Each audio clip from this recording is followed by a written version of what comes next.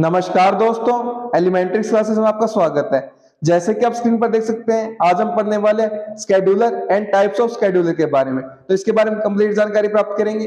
Video को शुरू करने से पहले मैं आपको एक बात बता देना चाहता हूं कि हम ऑपरेटिंग सिस्टम सब्जेक्ट को कवर कर रहे हैं, तो इसकी सभी वीडियोस की प्लेलिस्ट आपको चैनल पर मिल जाएगी, आप देख सकते हैं। और भी सब्जेक्ट्स की प्लेलिस्ट आपको चैनल पर मिल जाएगी, उनको भी आप देख सकते हैं, वो भी आपके लिए काफी यूजफुल रहेंगी। तो शुरू करते हैं आज का topic, scheduler. A scheduler is a software that helps schedule the process in operating system। तो एक स्केड्यूलर हमारा क्या होता है, एक सॉफ्टवेयर होता है जो मदद करता है स्केड्यूल करने में, सूची बनाने में, प्रोसेसेस की, जो भी हमारा प्रोसेस हो रही है ऑपरेटिंग सिस्टम में, उनकी सूची बनाने में हमारी मदद कौन करता है? स्केड्यूलर। ठीक है, तो स्केड्यूलर हमारा क्या होता है? समय बंधक होता है, जो हमारा क्या करता है? योजना बनाता है एक तरीके से। ठीक है, जो हमारा क्या करता है? क्रमबद्ध तरीके से हमारा प्रबंधन करता है, संभालता है हमारा। ठीक है,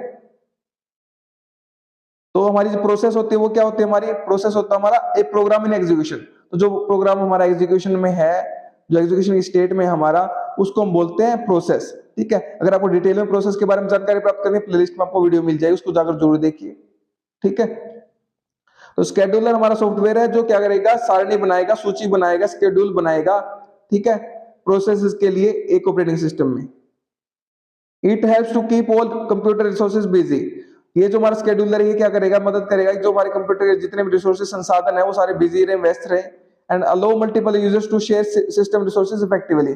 और ये क्या करेगा? हमारे जो मल्टीपल जो यूजर्स उपयोग करता है, वो क्या कर सके? जो सिस्टम के हमारे रिसोर्सेज, जो संसाधन है हमारे, वो आपस में शेयर कर सके, आपस में साझा कर सके, अच्छे तरीके से, इफेक्टिवली तरीके से। ठीक है, प्रभावी तरीके से वो इंश्योर करेगा इस बात को, scheduler. Let's go through different schedulers in your operating system. तो चलो देखते हैं हमारे डिफरेंट जो अलग अलग प्रकार के हमारे स्केड्यूलर्स होते हैं ऑपरेटिंग सिस्टम में, उनको एक एक करके देखते हैं। ठीक है, schedulers are of three types. Scheduler हमारे तीन प्रकार के होते हैं। फर्स्ट हमारा क्या है? Long term scheduler. Second short term scheduler. Third हमारा मीडियम टर्म स्केड्यूलर। ठीक है, इसको एक एक करके पढ़ते हैं अब हम। लॉन्ग टर्म स्केड्यूलर सबसे पहले देखते हैं। ठीक है, the processes that are created are in the new state. तो जो हमारी प्रोसेस क्रिएट की जाती हैं, वो शुरुआत में हमारी क्या होती है? न्यू स्टेट में होती है, नई अवस्था में होती है, नई स्थिति में होती है।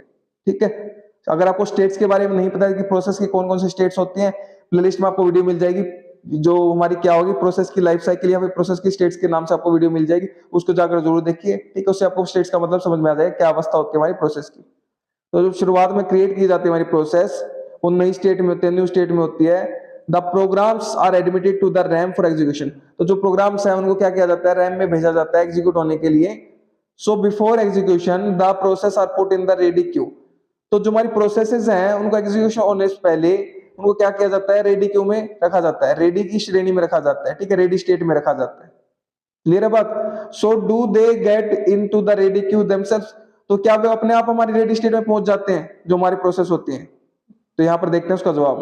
Here comes the role of long term schedulers. तो यहां पर हमारा लॉन्ग टर्म स्केड्यूलर की भूमिका आती है। It is also called a job scheduler. इसको जॉब स्केड्यूलर भी बोला जाता है। लॉन्ग टर्म स्केड्यूलर को हम क्या बोल सकते हैं? जॉब स्केड्यूलर भी बोल सकते हैं। जॉब स्केड्यूलर मतलब क्या? जो हमारे काम को स्केड्यूल करे, काम के लिए हमारी एक समय सारणी बनाए कि हमारा इस समय पर ये काम होने वाला है। ठीक है, एक सूची बनाए हमारी। These schedulers select processes from the secondary memory and put them into the ready queue। तो ये जो स्केड्यूलर्स होते हैं, लॉन्ग टर्म स्केड्यूलर, ये हमारे क्या करेंगे? प्रोसेस को सेकेंडरी मेमोरी से सिलेक्ट करेंगे और उनको कहां पर रखेंगे? रेडी क्यू में रखेंगे, रेडी श्रेणी में रखेंगे, रेडी की स्टेट में रखेंगे। ठीक है, long term scheduler runs less frequently. तो जो हमारे लॉन्ग टर्म स्केड्यूल्स होते हैं, वो बहुत कम हमारे फ्रीक्वेंटली, मतलब लगातार नहीं चलते, लेस फ्रीक्वेंटली चलते हैं हमारे। ठीक है, रन होते हैं। The main aim of the long term scheduler is to maintain the degree of multi-programming। तो जो मेन लक्ष्य होता है हमारा, उद्देश्य होता है हमारा लॉन्ग टर्म स्केड्यूलर का, वो क्या होता है? डिग्री ऑफ मल्टी प्रोग्राम को मेंटेन रखना, बनाए रखना। डिग्री ऑफ मल्टी प्रोग्रामिंग का क्या मतलब है? कि जो हमारे मल्टीपल प्रोग्राम्स है हमारे, वो प्रोसेस हो रहे हैं हमारे।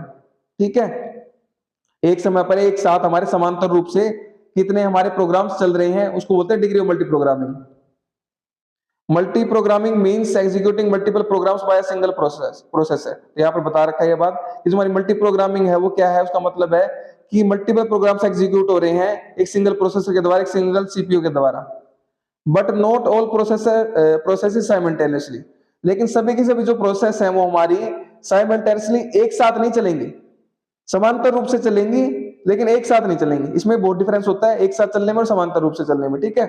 इट मीन्स यहाँ पर देखिए, इसका समझ जाएंगे आप, मतलब यहाँ पर it means if one process is not executing for some reason then another process will get a chance to get executed. तो अगर एक कोई प्रोसेस किसी कारणवश एग्जीक्यूट नहीं हो पा रही है, चल नहीं पा रही है, तो दूसरी प्रोसेस को चांस मिलेगा, मौका मिलेगा एग्जीक्यूट होने का। तो इसको बोलते हैं हम कंकरेंटली, ठीक है, समांतर रूप से चलना।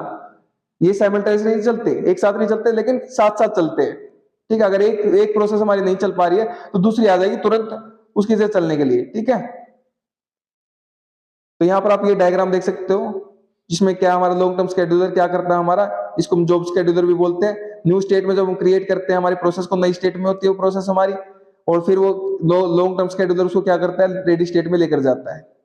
ये काम हमारा लॉन्ग टर्म शेड्यूलर का। क्लियर है बात। अब देखते हैं सेकंड टाइप हमारा क्या शेड्यूलर का, short term scheduler. It is also called a CP scheduler, इसको सीपी शेड्यूलर भी बोला जाता है। When the processes are in the ready queue, तो जब हमारी प्रोसेस रेडी क्यू में आ जाएगी, रेडी क्यू में कौन ले आया, लॉन्ग टर्म शेड्यूलर हमारा रेडी क्यू में ले आया, रेडी की श्रेणी में ले आया, रेडी स्टेट में ले आया, ठीक है। They are prepare to get executed, तो जब रेडी स्टेट में हमारी प्रोसेस आ जाएंगी तो उनको क्या किया जाएगा, प्रिपेयर किया जाएगा, तैयार किया जाएगा एग्जीक्यूट होने के लिए। सो द मतलब वो तैयार हो जाएंगे हमारे एग्जीक्यूट होने के लिए, ठीक है, प्रिपेयर्ड हो जाएंगी वो। So that short term scheduler select one process from the ready queue and put it into the running queue and allocate a CPU, मतलब allocate a processor CPU to it.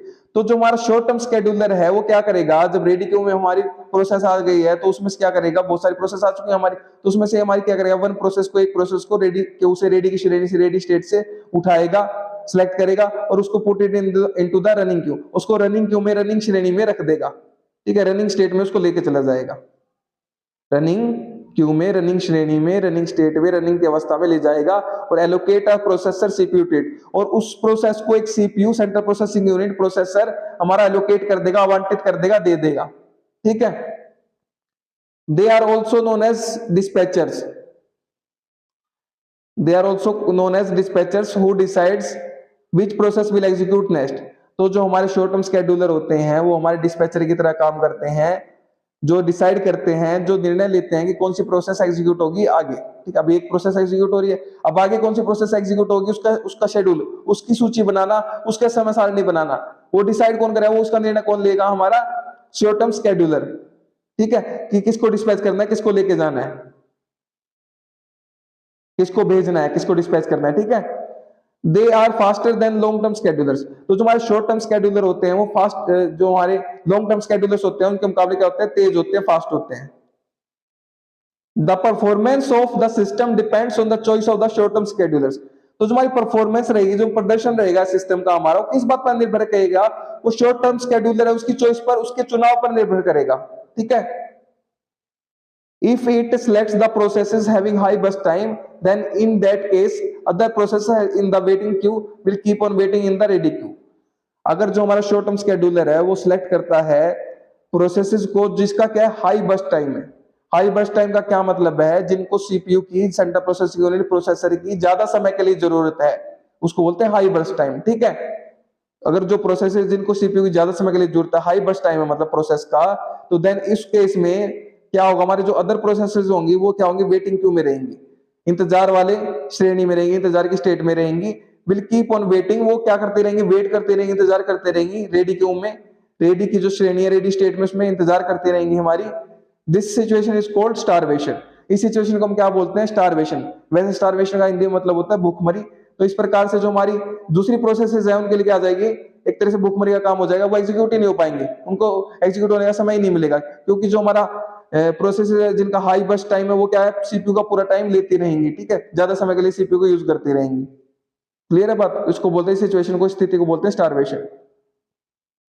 यहां पर आप ये डायग्राम देख सकते हो, शॉर्ट टर्म शेड्यूलर का काम क्या है हमारा, रेडी स्टेट में हमारा जो प्रोसेस आ चुकी है उसको रनिंग स्टेट में लेके जाना, ठीक है। क्लियर है बात। अब देखते हैं हमारा थर्ड टाइप शेड्यूलर का, जो कि हमारा मीडियम टर्म शेड्यूलर, ठीक है। When the process is assigned CPU and the program execution starts, तो जब हमारी प्रोसेस को सीपीयू असाइन कर दिया जाता है, central processing unit processor assign कर दिया जाता है, दे दिया जाता है, तो प्रोग्राम हमारा क्या करेगा, एग्जीक्यूट, जो प्रोग्राम का एग्जीक्यूशन है, जो प्रोग्राम का निष्पादन है वो स्टार्ट हो जाएगा, शुरू हो जाएगा। Program execution is sometimes suspended, program का जो एग्जीक्यूशन है वो क्या हो जाएगा, कई बार हमारा सस्पेंड हो जाएगा, रोक दिया जाएगा, ठीक है। The reason could be an input output request और some high priority process.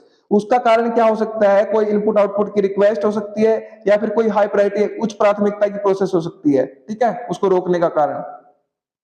In this case suspended process can not make any progress towards completion. तो इस स्थिति में हमारी जो सस्पेंडेड प्रोसेस होगी, जिसको रोक दिया जाएगा, वो क्या कर सकती है, उसका क्या है होगा हमारा, can not make any progress, वो कोई हमारी प्रोग्रेस नहीं कर पाएगी कंप्लीशन की तरफ, मतलब कंप्लीट होने की तरफ, पूर्ण होने की तरफ, वो जो हमारी प्रोसेस वो पूर्ण नहीं हो पाएगी एक तरह से, ठीक है। So the process has to be remove from the memory. तो इसलिए प्रोसेस को क्या कर दिया जाएगा, रिमूव कर दिया जाएगा, हटा दिया जाएगा मेमोरी से, and make space for other processes. और दूसरी प्रोसेस है जो उनके लिए क्या कर दिया जाएगा, स्पेस बना दिया जाएगा, ठीक है। The suspended process is moved back to the secondary storage. तो सस्पेंडेड जो हमारी, जिसको रोक दिया गया है प्रोसेस को, उसको क्या कर दिया जाएगा, मूव कर दिया जाएगा, भेज दिया जाएगा सेकेंडरी स्टोरेज में। For example, suppose process 1 was executing. मान के चलिए कि प्रोसेस 1 है जो हमारी वो एग्जीक्यूट हो रही थी, उसका निष्पादन हो रहा था, वो चल रही थी हमारी, but it got suspended for some reason. पर किसी कारणवश उसको सस्पेंड कर दिया गया, उसको रोक दिया गया। So process 1 is swept out. तो प्रोसेस 1 को क्या कर दिया गया, स्वेप्ड आउट कर दिया गया, हटा दिया गया, बदल दिया गया, ठीक है। एंड प्रोसेस 2 इज स्वेप्ड इन। तो प्रोसेस 2 को ले आया गया कहां पर, एग्जीक्यूशन स्टेट में, ठीक है। मतलब प्रोसेस हमारी 1 चल रही थी, एग्जीक्यूट हो रही थी, अब क्या हो गया, उसको हटा दिया गया, सस्पेंड कर दिया गया, उसको स्वेप्ड आउट कर दिया गया, और प्रोसेस 2 को स्वेप्ड इन कर दिया, मतलब अदला बदली कर दी गई। प्रोसेस 1 को हटा दिया गया, प्रोसेस 2 को ले आया गया, ठीक है, अदला बदली कर दी, स्वेप कर दिया उसको, ठीक है। This means swapping is taking place here. तो यहाँ पर स्वैपिंग हमारी हो रही है, अदला बदली हो रही है। For doing swapping we have a medium term scheduler. तो स्वैपिंग करने के लिए हमारे पास क्या होता है, मीडियम टर्म शेड्यूलर होता है। तो मीडियम टर्म शेड्यूलर का काम क्या है, स्वैपिंग करना। क्लियर है बात, अदला बदली करना। तो यहाँ पर आप देख सकते हो हमारा रेडी स्टेट है, हमारी रेडी स्टेट से हमारी क्या रनिंग स्टेट में आ गई है हमारी प्रोसेस, ठीक है।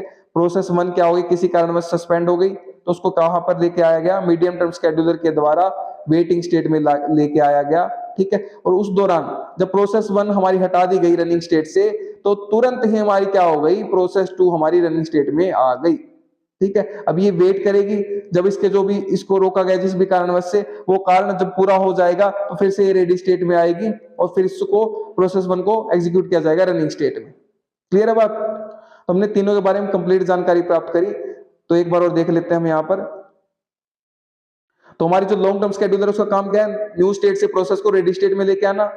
शॉर्ट टर्म का क्या काम है, रेडी स्टेट से रनिंग स्टेट में लेके आना। और मीडियम टर्म का क्या काम है, स्वैपिंग करना, अदला बदली करना, ठीक है। अगर कोई रनिंग स्टेट में है, उस पर सस्पेंड कर दिया गया, तो उसको वेटिंग स्टेट में लेके आना और दूसरी प्रोसेस को तुरंत ले आना रनिंग स्टेट में, ठीक। क्लियर है, ये काम है मीडियम टर्म शेड्यूलर का।